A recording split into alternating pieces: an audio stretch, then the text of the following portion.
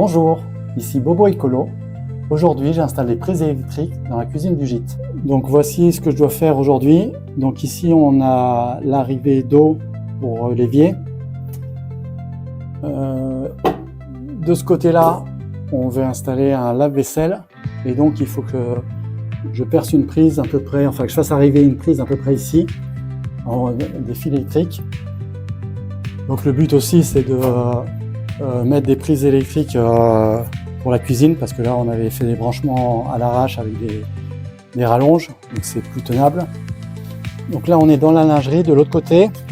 Ici on a les arrivées d'eau, ici on a l'évacuation, et donc je dois faire un trou à peu près à cette hauteur là. En théorie c'est rien de compliqué, sauf que c'est des gros murs qui font 60 cm voire un peu plus à la base. Donc c'est pas gagné. J'ai une mèche de 50 cm, donc elle fait 60 cm en longueur totale. À mon avis ça va être un peu limite. Je pense que les murs à la base ils sont plus épais que ça.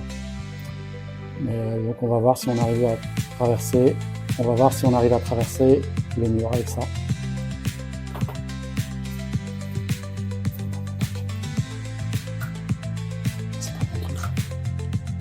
Ah ça rentre pas bordel.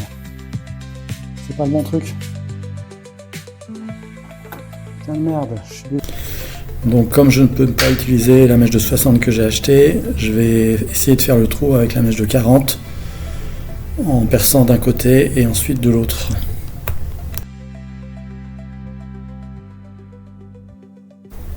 On a d'abord un mur de parpaing à percer.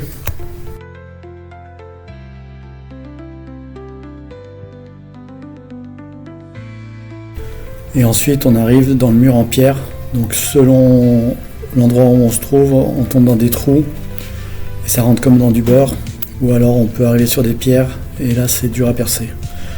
Là sur ce premier trou, j'ai pas rencontré de pierre particulièrement dure. Maintenant je suis côté lingerie, donc je prends les mesures pour essayer de faire un trou en face de celui que j'ai fait de l'autre côté.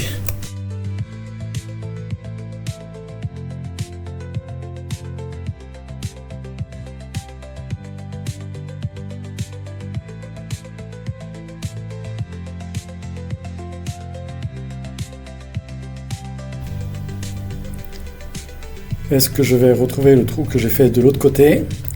La réponse est dans la vidéo longue sur YouTube. Allez, je vous dis à la prochaine, portez-vous bien.